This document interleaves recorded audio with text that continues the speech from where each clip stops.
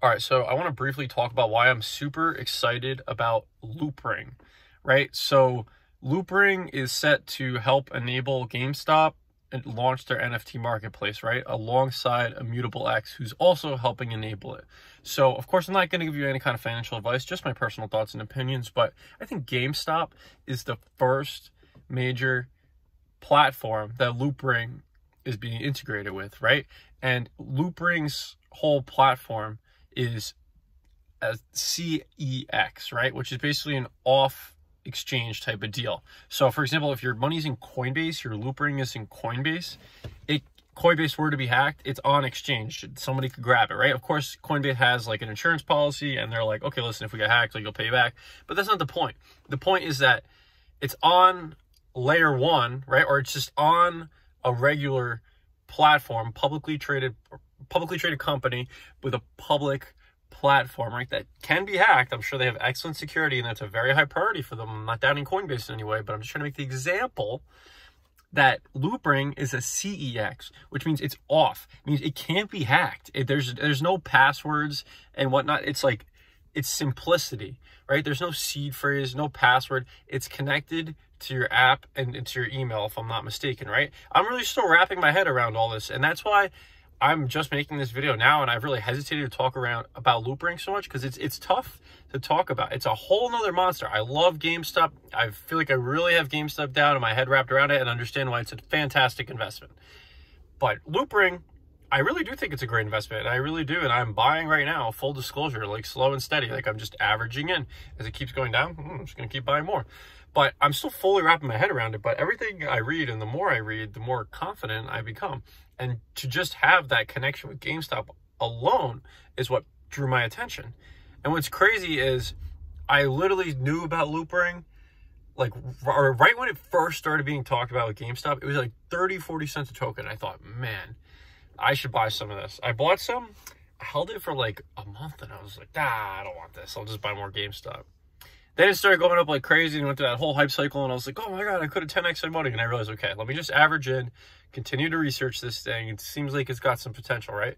And through my research now, I'm figuring out about staking, right? So they've enabled staking, and they're doing that so that basically it's 70% is of all transaction fees, right? From the onboarding from layer 1 to layer 2, because you think, oh, well, the whole point of Loopring layer 2 is no transaction fees.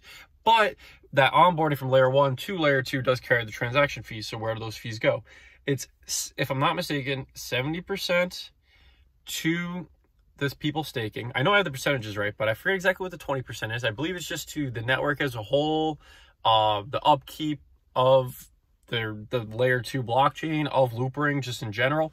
And then 10% is burned. 10% of all Loopring fees collected is burned, which, what does that make it? Deflationary asset in an inflationary world. And already almost all of the tokens that are ever to be existing are actually already in circulation.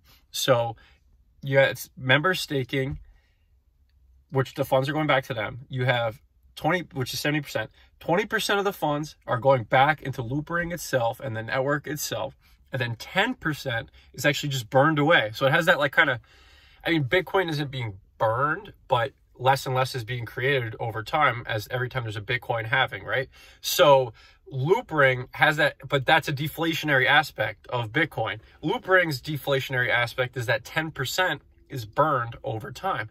And I didn't even mention yet that if you're a creator, I don't want to touch too much on this because I'm not entirely sure, but it's something along the lines of, if you're using Loopring to create, I don't know if it's the marketplace or you're the creator themselves, but pretty much to do something, you need to own X amount of Loopring, which is like 150,000 loops or some insane number, or you need to have, to really utilize the network, significant interest, right? Significant tokens staked.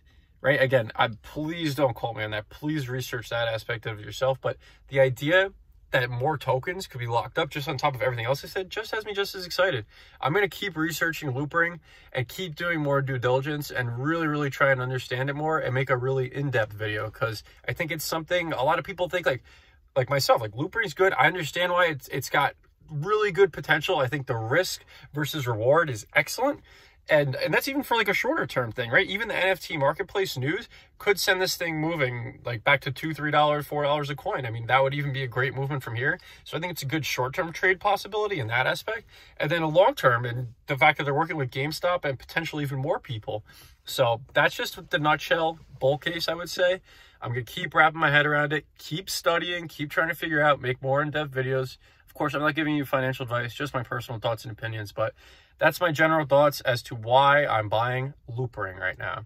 The more I understand, the more confident I'll be in buying. Of course, again, it all comes down to risk and reward. The risk, I lose my 80 cents per token I put in. I mean, I lose X, whatever amount I put in. The reward could be a 10, 20, 30x over the next decade or two, you know, depending how long I hold the investment, how it shakes out, what happens. I mean, there's a lot of X factors. Crypto as a whole is still very, very new. And something like Loopring, extremely, extremely new. A layer 2 solution, like that is just coming on the forefront of things. NFTs, which they're enabling, just coming to the forefront of things. So early when you look in the grand scheme of things. And if you look at things from how we might be looking at things from 2030. But just my general thoughts on Loopring, and have a great day.